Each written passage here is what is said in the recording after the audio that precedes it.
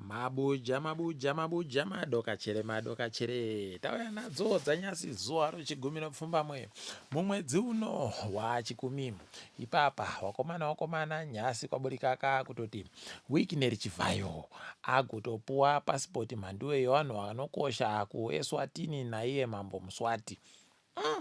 Mhanduwe aiwa uyu paakatsika ndipo pakuru mhanduwe zvaanowaitira vatungamiriri wenyika dzese idzi Eswatini, South Africa, Zimbabwe, wobva waenda ipo pasi inonzi Tanzania, woti Kenya, woti Uganda. Ya pasvino aiwa rekai tigoziva kuti zvii zviri kuitika ticharamba takaringa zvedu. Wamwe wangu wakutobvunzana kuti zvinobvumiwa chere pamutemo weZimbabwe. Kam kwai akazvariwa muZimbabwe wese anobvumiwa kuti apuwe kuita chizvarwa cheimwe nyika isiri Zimbabwe, asi anenge ari kuzvariwa muZimbabwe ndiye anokona kurambidziwa. Rekai tirambe zvedu takandoringa kuti zvinopera sei tinenge tichindonyepana mhanduwe. Ipapa pokare nyasi uno dare rodzimhosva dare guru munyika ragotiro haiwa iwe chivhayo goreka kuita zvauda kuita zvokumisa kuti sonja arekete nyaya dzokuti ndipe chokuti nechokuti kurambana kwenyu tichiri kukupedzesa, saka siyai zvakadaro. Rekai tione mhanduwe kuti zvichapera sei izvozvo ticharamba takazviringa. Apa gweta rakamboita richimirira bato roCCC advocate Tabani Mpofu agonyora mhanduwe tsamba yakarepa akati wendo huno inini ndini ndano mvumo yekuchema manje kuchema kwese kwamagweta paya pasarudzo muchiti hona tabisiwa pasarudzo kuno nokuno kuma MP yokubulawayo hai 12 waakaita kusenzera nousiku nyangwe achibhadhawa hache akasenza nousiku kuti wabenutsiwe mhanduwe pakuvhotewa agowadziwa zvikanzi wakomana ndamboziva kuti muchagoita kutengesa kwakaita kudando wendo huno aiwa kwaimandigura kunorira ndaakuchema ndini tikati eokamu sori henyu asi ndo zvitoripo izvozvo. Rekai tirambe tichizviringa kuona kwazvinoperera. Ipapa kwainozera tabederedza mapfuta peturu yakutengiwa $1 ribodzi nemasendi 20 anosere $1.98 pachirungu. Dhiziri $1 ribodzi nemasendi 20 $1.99 pachirungu. Kwaizvi tiri kuringa ka zvakaitika kutoti Trump naiyo Iran wagobvumirana kuti wambomire kunyirana kukomabhambo zvaita kuti aiwa peturu iderere mutengo. Hede rekai tirambe takaringa kuona mhanduwe kuti zvinopera sei. Apa izvezvi kwai izvezvi kuno mhuri mhanduwe dzokwedu kuZimbabwe no dziri kurara panze pamuzinda weZimbabwe kuCape Town. Pakaita kunyangariwa wakomana. Rekai tirambe tichiringa kuona kuti zvichaita sei. Tikundoshuvira kuti wachengetedziwe wareke kugouraiwa. Kwai zviri kutofadza kutoti aiwa bazi rinoringana zvinoitika munyika yeSouth Africa watoripo ipapo wari kuvabatsira kutora kuti vanhu vava varimo munyika zviri pamutemo chere kana kudidi zvese kuti wavabatsire kubenuka kunyika kwavo. Idi ngavabenuka hawo kwedu uno tiri kundojawo kamu nyangwe kudya nomufushwayu ndizvo zviripo, nyangwe tikatoita kutsomora tsomo ndo zvinenge zvirimo kako togodini. Rekai tirambe takaringa mhanduwe nokuti panokona kunyangaritsa ipapa. Apa izvezvi kureketa kuno kwaina Jojo Guamatanga achinyora tsamba kubazi rinoringana zvokutora mari rozimura akati wanhu vari paZTP ndowega vari kubvumiwa mhanduwe kuti wagounze motika ibodzi pokare nomidziyo yavo yavanga vari kuseenzesa kunyange nemidziyo yavanga vari kuseenzesa zvebhizimisi ngaiuye, asi wanofanira kunge wachikona kuratidza kuti midziyo iyi wagoitenga mugore ra2022 risati rapfuura nokuti wakomana chifungai kuti kana wakatenga bhasikoro rokuti uda kuseenzesa mugore ra2022 richiri kuita chere kutekaidzira naro mhanduwe, kana iwo majenarita kana iyo midziyo mingani midziyo ichakona kupfuura. wakomana pakanyangariwa, wakomana kupuwa kunenge kunyimiwa pokare, wakuru wedu wakaita kunyangariwa chaiko. Kuti wandoti aiwa kana mwedzi 6 chaiwo right, kana wakatenga chinhu mwedzi 6 isati yapfuura, uya nacho pinda nacho tipupite, kwai aiwa tinenge tichindokupfuudzai muchibhadhara kamari kashoma shoma tokupfuudzai, rekai tigoona mhando yedu tichagomubhaka wanenge wari kupfuura iwo wanomazeti wacho kuti zviri kutekaira sei. Bepanhau rokuBritain roTelegraph ragoreketa iro kutoti chirikuda kukwata muZimbabwe nokutoti wamunangarwa kwai wada kumukiwa nomasoja, wada kutobisiwa kwai neimwe kupu. Tati tazviziva baizvo, heno kuti wari kuziva chere kana kuti wari kuwanyepa, heno mhandiwe rekai tirambe takaringa zvedu kuona, ticharamba tichiringa, tinenge tichindonyepa kana zvaakiitika, kana pakaita chaitika tingatoita breaking news nomasikati rekai tigoona mhandiwe kuti zvinenge zvichienda nopapi, tinokunyepai.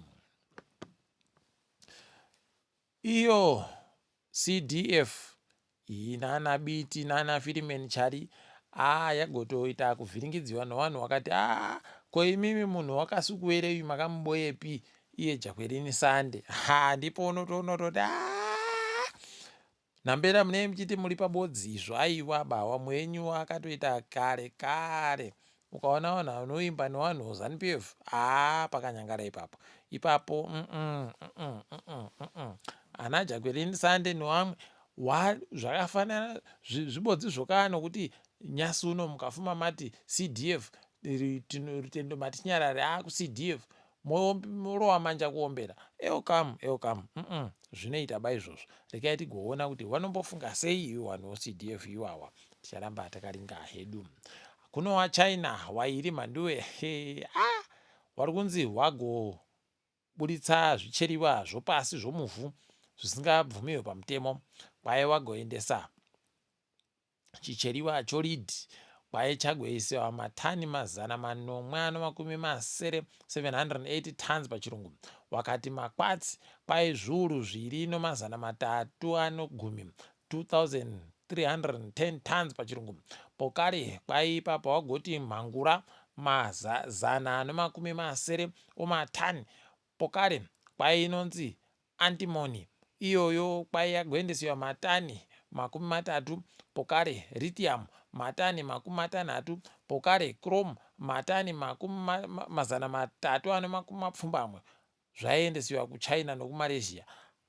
WaChina wawa idihwi, panenge paine mubiya wakaita kutsigirana newakuru chete, unozviburitsa sei uriwe mapepa, zvese izvizvi zvinopfuura nomumabhodha imomo, zvipfuura sei zviribe mapepa mhandiwe. Ndopano kunyepai kutoti peno ane munhu waanga arifanira kukabhadharana naye akabva atadza kubhadharana naye, kuno akanzi uchazviona choringai muone zvaakiitika, rekai tigoramba takaringa.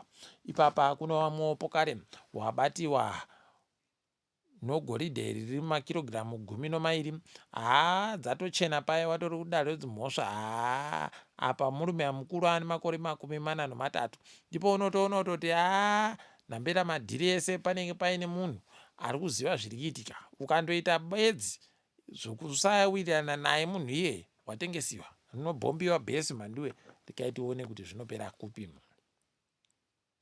Mapurisa akabatana wanoringa zvomishonga muZimbabwe wagoenda kunzvimbo yeGlendale wakati wabata mhanduwe pari kutengesiwa mishonga zvisiri pamutemo, pokare paino mishonga isingabvumiwe kutengesiwa munyika.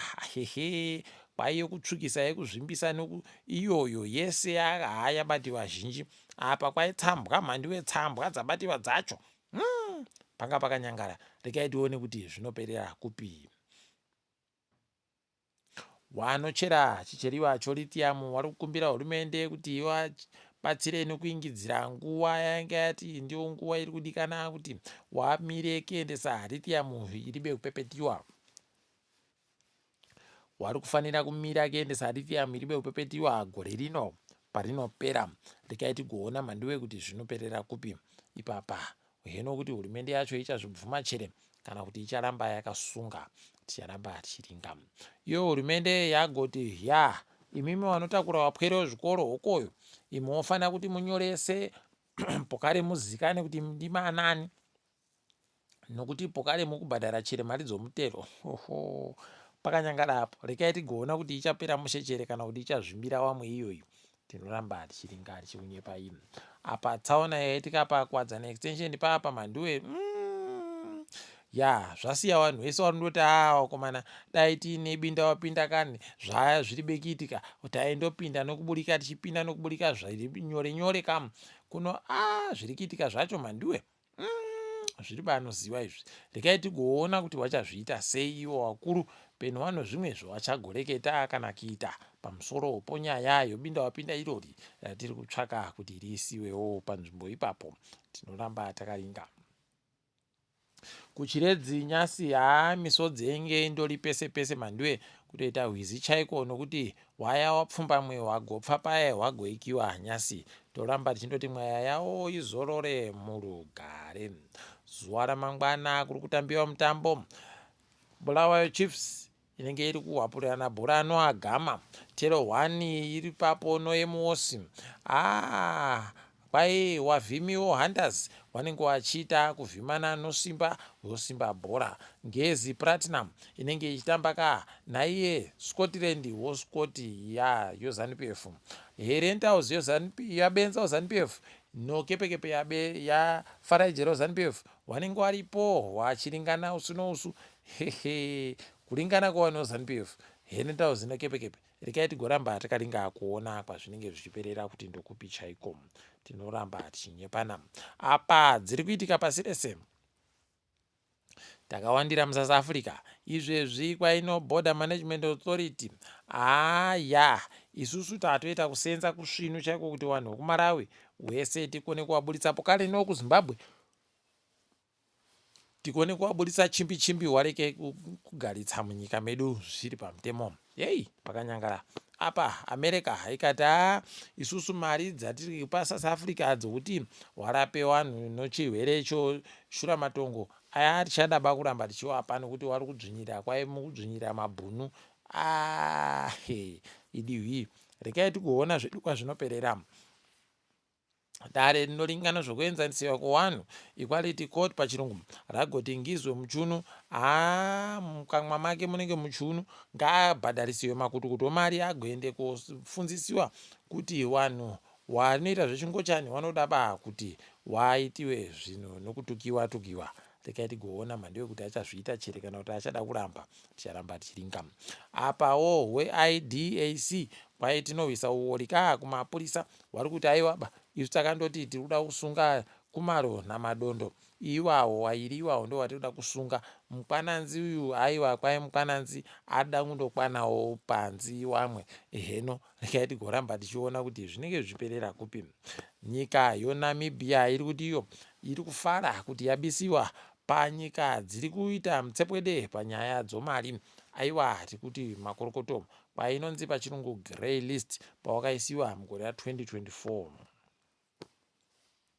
DRC iri kuti iyo wari kucherachera zvicheriwa wari kukumbira kuti tibatsirewo wakomana mwedzi uri kuteera iyu ndio watiri kufanira kunge tichibva tatopa basa wedu zvikamu 5 kubva muzana zvikamu zvokapani pese pane mugodhi wega wega wari kuti wabasa ngawapuwe zvikamu 5 rekai tione kuti wachazviita chere kana kuti wachaengedziwa mazuva.